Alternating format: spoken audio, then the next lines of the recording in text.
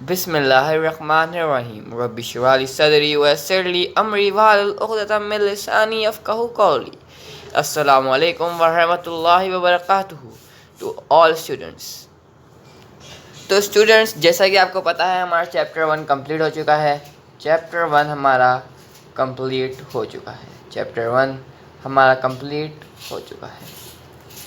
तो मैंने सोचा कि मैं आपको इसके थोड़े इंपॉर्टेंट टॉपिक्स बता दूं जो कि पेपर पॉइंट ऑफ व्यू और उसके अलावा आपके स्कूल्स और एकेडमी के पेपर्स में भी बहुत ज़्यादा आते हैं।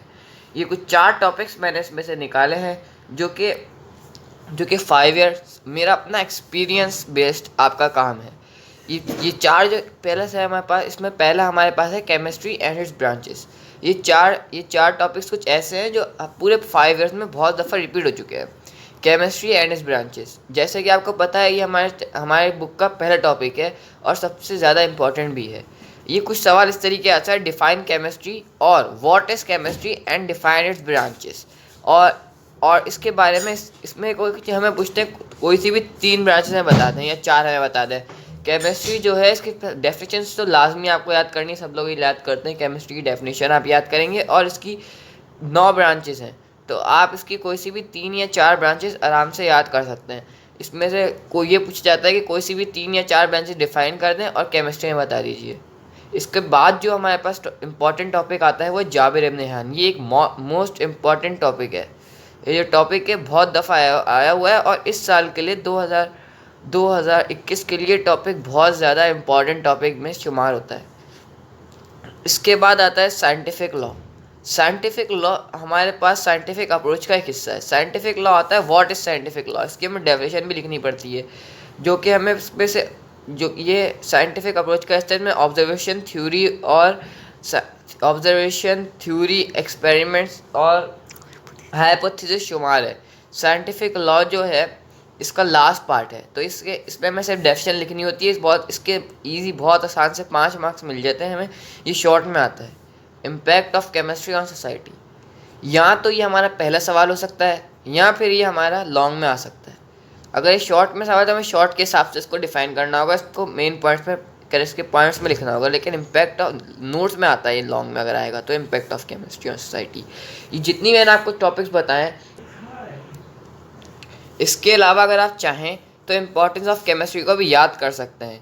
लेकिन ये 4 टॉपिक्स मेरे हिसाब से इस बहुत ज़्यादा फेवर में इनका आना, इससे बाहर आपका नहीं जाएगा पेपर। अगर आप पहले चैप्टर में से अगर 4 टॉपिक्स याद कर लेंगे तो आपकी फर्स्ट चैप्टर की 100% प्रिपरेशन हो सकती है।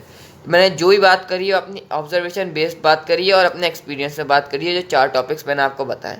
और मैं इसमें 99.9% सेटिस्फाइड हूँ कि इन टॉपिक्स से बाहर आपका पेपर चैप्टर 1 से नहीं आ सकता। अगर आएगा तो फिर आप उसको इम्पोर्टेंस ऑफ केमिस्ट्री के अलावा कुछ भी नहीं आएगा। पीरियड्स हमारे इसके अलावा बचते हैं। पीरियड्स आपके आते नहीं हैं। ग्रीक मुस्लिम पीरियड में से एक है जाबिर बिन हैयान, ये आपको ज़रूरी याद करना है। इनकी कॉन्ट्रीब्यूशन याद करनी है, इंट्रोडक्शन याद करना है। Paper from chapter 1 will not came out from it. इसके जो पेपर आपके पास आएगा, बोर्ड पेपर, वो इससे बाहर नहीं आएगा, इन 4 टॉपिक्स के बाहर। तो मैं आपको फेवर करता हूँ कम से कम आप ये 4 टॉपिक्स को याद करें। अगर ये 4 टॉपिक्स आपको मुश्किल लगते हैं तो कम से कम जाबिर इब्न हैयान की कॉन्ट्रीब्यूशन, साइंटिफिक लॉ तो आप ज़रूरी याद करें पहले चैप्टर में से। तो इसके अगर आपको MCQs भी याद करने हैं तो आपको date of discoveries of elements in modern period table, आपने मॉडर्न पीरियड को नोट किया होगा। मॉडर्न पीरियड के अंदर हाइड्रोजन, क्लोरीन और बहुत सारे ऐसे एलिमेंट्स हैं जिनकी डिस्कवरेंस की डेट बताई गई है और इनके जिन्होंने इनको डिस्कवर किया उसके नाम भी बताए गए हैं। तो आप जो हैं उसको याद कर सकते हैं। जितने भी साइंटिस्ट गुजरे हैं जिन्होंने चीज़ें डिस्कवर करी हैं, एलिमेंट्स डिस्कवर करे हैं, आप उनको याद कर सकते हैं। तो आपके MCQs भी इंशाल्लाह से हो जाएंगे। तो अल्हम्दुलिल्लाह मैंने आपको पहला चैप्टर कंप्लीट करवा दिया है और इसके इम्पॉर्टेंट टॉपिक्स भी आज आपको बयान कर दिए हैं। इम्पॉर्टेंट टॉपिक्स का सिस्टम कुछ इस तरीके से होता है कि साल रिपीट होते रहते हैं। तो मैंने इन्हीं की 5 ईयर की मदद से अपनी ऑब्जर्वेशन एक्सपीरियंस की बेस पर मैंने आपको ये 4 टॉपिक्स मोस्ट इंपॉर्टेंट बता दिए हैं।